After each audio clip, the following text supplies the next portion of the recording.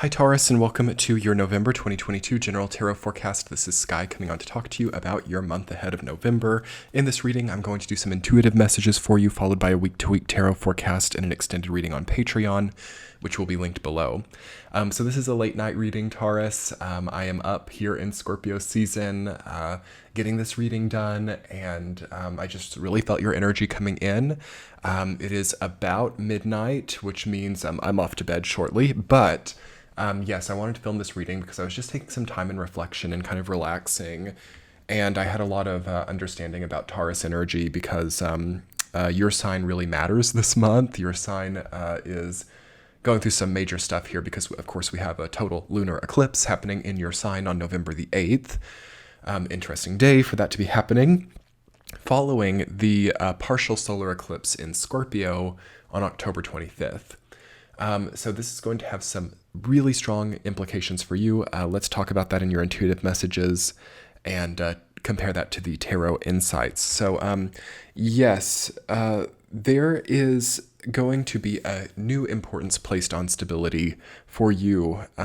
There is going to be a huge importance also placed on finding a system of value that works for you. As you know, the sign of Taurus is all about value, prosperity, earnings, relationships, and also how your relationship or your marriage can boost your prosperity through teamwork, through building each other up, through confidence, and through shared equity. There is a lot of stuff for you this month coming up in that territory. So the idea of marriage, whatever you're marrying in your life, whether it's a person, a project, or a mindset, it's important to look at that here because the month of November will have you maybe a marriage proposal, or it will have you wanting to commit to something. Also, you could have a change in commitment with the total lunar eclipse in Scorpio. Some type of marriage could leave or change, and you might be facing a new person or a new project very soon. Also, as I was meditating on the energy of Taurus, I was feeling that the war with the self also really has to stop. For many years now, you could have been in a self-challenging mode where there were contradicting actions compared to your belief system. So with Saturn and Uranus also square in your sign in Aquarius, which I've talked about at length on this channel, that has led to a conflicted belief system for a lot of Taurus people. And I think that this total lunar eclipse, which also is the exact time where that square breaks up for the last time, it means that that conflict is going to be solved, or it could just become so potent or so intense that you have to solve it, or you have to complete this battle with the self, or understand that there are no more battles to be had with the self for some of you, and to really start to step into a more peaceful territory. So many Taurus people could also still feel conflicted about the past as well. And it's like, that person that I was in a relationship with, how does that affect me now? How do I feel about that? I feel like there could still be mixed feelings, or there could still be curiosity evoked within the way you think about people versus the choices you made back then. So when you're thinking about all of the peaceful choices back then, or you're thinking about all of the ways in which you pulled someone into your life, and now there's maybe such a movement away from that person, or there's such a strong feeling of wanting to change direction. Those things need to be reconciled here. So it's kind of like reconciling accounts. Okay, what did I do? What did the other person do? What does that mean? Okay. How did certain actions, or how did certain choices that I experienced with another person, what do they mean now? And how do I move forward as I feel that you are being released, okay? Being that it's a lunar eclipse in your sign, also the South Node, of course, opposing that, which I have to talk about as well. That means that you could be being released by another person, or someone could really be moving on here, or you might, of course, be wanting to release someone or something. Also, this could be like jobs and employment as well. I feel like many Taurus people are seeing the unsustainability of their current commitments. So that's going to be important to think about in November as well. How can I create a more sustainable future for myself? And by November of next year, by November of 2023, can I see a complete alleviation? I think that because of course the moon is exalted in Taurus, so to put an eclipse on that, it is trying to remove that from your life that prevents you from expressing in your exalted form. What would that be? That would be a good thing to also journal about here. What is preventing a certain exaltation? Is it an addiction? Is it misplaced blame? Is it false realities that one creates to cope? Is it overspending? Is it misplaced commitments as well, like committing to one thing that you really don't need in your life while moving away from a commitment that you might need more? You should have some really clear sight during this month of November to know the status of things. I think that the South Node opposing you this month, along with the Scorpio season, Mercury coming through, these eclipses happening, I think it should give you some major X-ray vision. You might have like an incredible aha moment about a person from the past, or even like a person from the future as well. Like you could be realizing, whoa, like I've never even had a good relationship before. Like I've never even had trust in a relationship before. I see a lot of Tauruses having that right now. Like also the realization that truly there is so much better. Okay. So I don't know what that means to some of you, but also that there has only really been a decline, or that there has only really been a kind of like lukewarm nature to everything in the experience lately. So that is something that we really have to see here in November, because this major Scorpio energy, and there's a bunch of signs dealing with this right now, Taurus, where it's like a lukewarm result across the board, like with the diet, with the appearance, with the job, like a South Node in Scorpio with all these eclipses, it indicates that a certain lukewarm and cooling kind of nature to the entirety of the experience is now coming back to heat, and perhaps being replaced with different types of components, different types of elements that don't allow a certain lukewarm nature to return. So we have a major transcending this month for your sign, and for all the fixed signs really, Scorpio, Aquarius, Leo, and Taurus. The lukewarm stuff is about to end. Whatever has caused things to be lukewarm, whether it's like trying to do unfinished business, whether it's being at battle with the self and hampering one's own energy. I see a lot of people doing that right now. Overspending energy as well, so you don't have as much to like really heat up your own experience. These are things that we have to really recognize if they're happening, and we have to really be prepared to implement new strategies, new components, new ways to have deeply more significant experience. This is not a time, Taurus, where just like the sense of comfort that you give yourself, like just in your home, like gets you through. Meanwhile, like all the relationships and crazy stuff outside the home is like off, and we can't suspend that disbelief anymore here. In fact, this particular Scorpio season of 2022, it is not really allowing anybody to suspend disbelief. We have realities here, and we also have like catalyst pressure that lead us to actually solve problems in a very, very powerful way. And that problem solving, I don't think would happen if we feel comfortable. So it might not be comfortable here, but that discomfort has meaning, and that discomfort also will get you where you need to be if you're willing to satiate it and not just like wallow in it. So I'm kind of telling a similar thing to Scorpio this month as well, where it's like, if you don't like something, you really got to make that change. If you feel burned out, if you feel like all over the place, why is that happening? How can we fix that? Like, it's not really a time to just question and question and question why it's happening. It's time to just understand. And also watch out for overthinking anything here as well. It's really not about being in the mind. It's not about the thoughts. It's not about the past anymore either. This is about stepping into the present, and it's also about understanding the current value of your life now. Okay, which for some of you is just like off the charts incredible. I've got to say, Taurus is like one of the most volatile signs right now, for like having some Taurus people in just these like incredible energetic elevation places, and then others like really struggling. I've got to say, probably more than any of the other signs. And that's part of having the North Node in your sign, which has been there for a long time now, you all. Of course, we have, I suppose, about another 8 months. So it's certainly, it's hitting for sure a halfway point at least.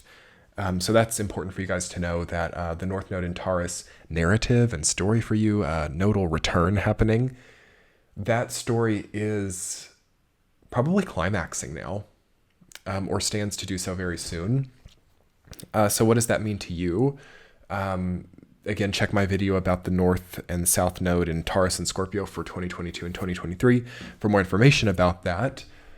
But as it stands for you all here in November, I would say that that would really be showing any type of manufactured sense of well-being in your life, any false realities, any packaged up self-preservation tactics that need to now be replaced with healthier mechanisms.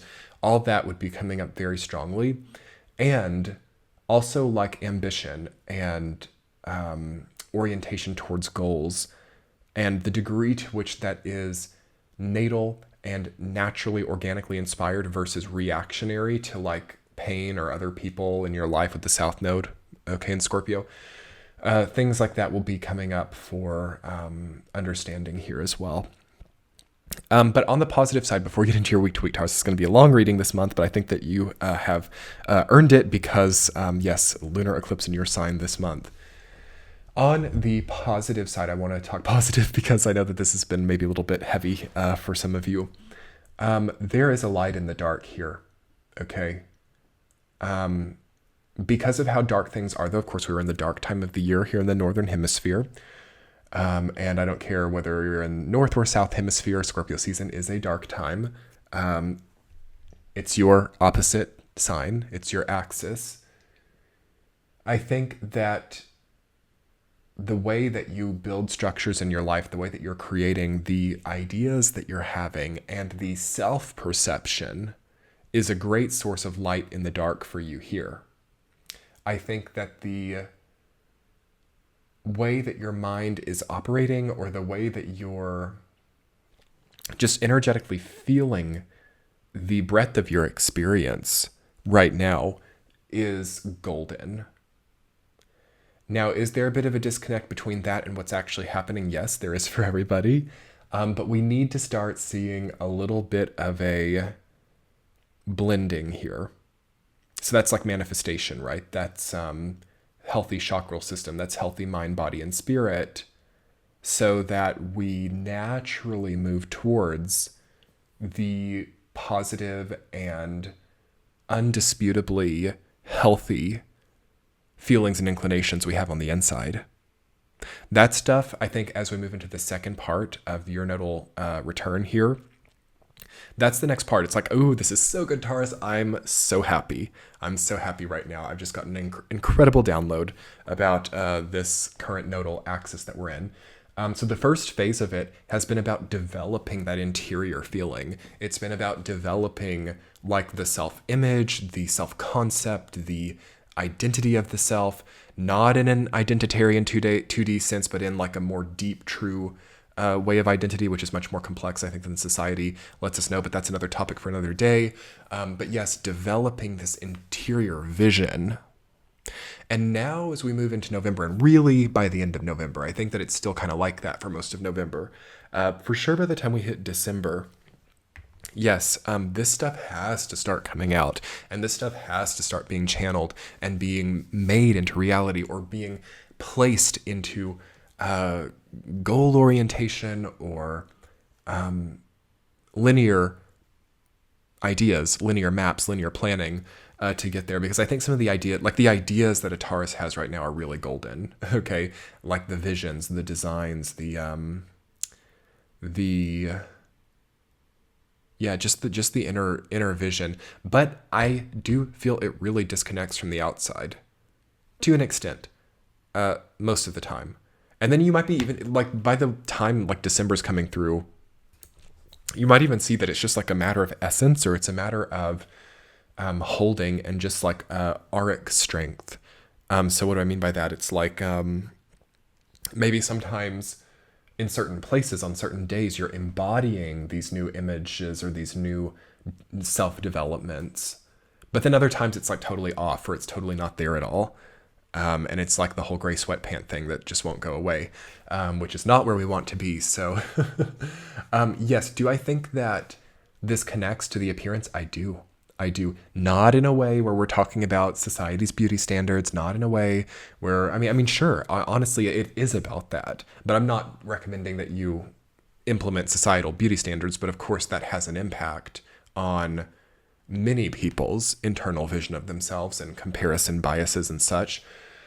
But what I'm trying to get at here is, do you like the way you appear to yourself?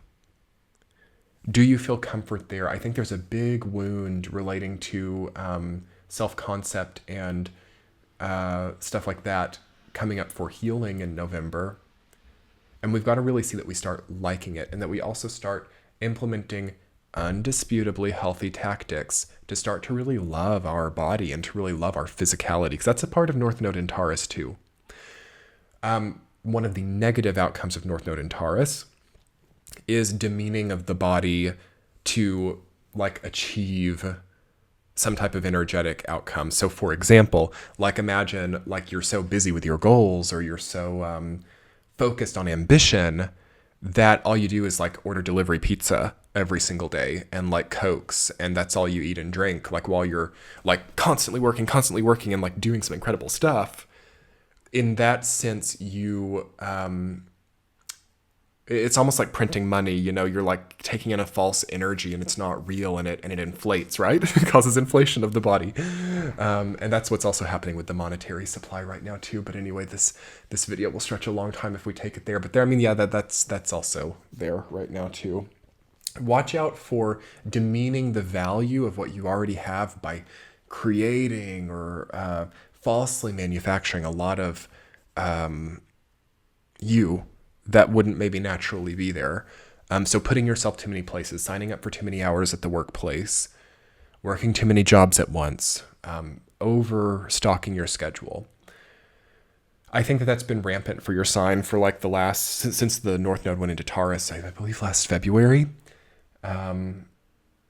So as we move into this next phase of it, I think that there might be a big pulling back for a lot of you, and a question about the core value of what you have created already, without like a need to constantly manufacture new parts of your energy.